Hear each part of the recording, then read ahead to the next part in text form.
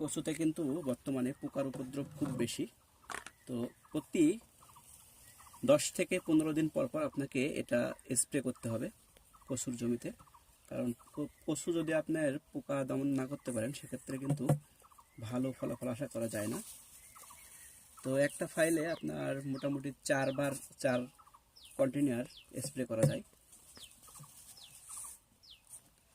বুঝতে পারেন, এটা 1-2 বার দেওয়া রয়েছে, আরও একবার হবে, আর 4 বারের মতো স্প্রে করতে পারবেন আপনারা।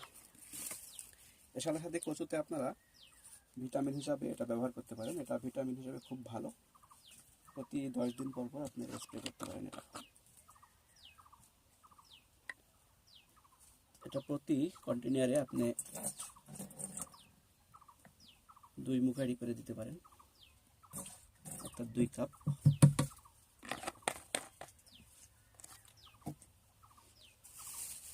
পাশাপাশি পোকার জন্য আপনাদের আরও একটি ওষুধ রয়েছে, এই যে দেখতে পাচ্ছেন।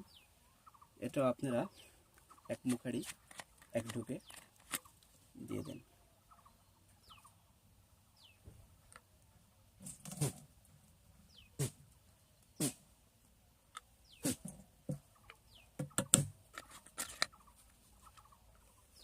এতে প্রায় 15 লিটারের মতো পানি রয়েছে।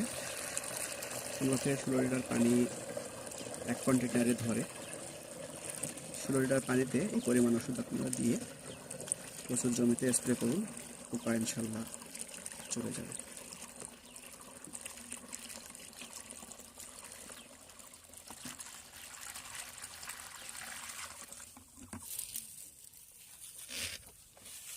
কচুর জমিতে স্প্রে করার সময় অন্যান্য ফসলের তুলনায় আপনাকে একটু বেশি গুরুত্ব সহকারে স্প্রে করতে হবে। কারণ কচুর জমিতে কচুর পাতাতে কিন্তু পানি আটকায় না, যার কারণে কচুর জমিতে স্প্রে দেওয়ার সময় গুরুত্ব সহকারে আপনাকে স্প্রে করতে হবে, যাতে করে কচুর সব জায়গাতেই ওষুধটা পৌঁছায়। সেক্ষেত্রে আপনার কার্যক্রম ভালো হবে, মানে ওষুধের কার্যক্রম ভালো হবে।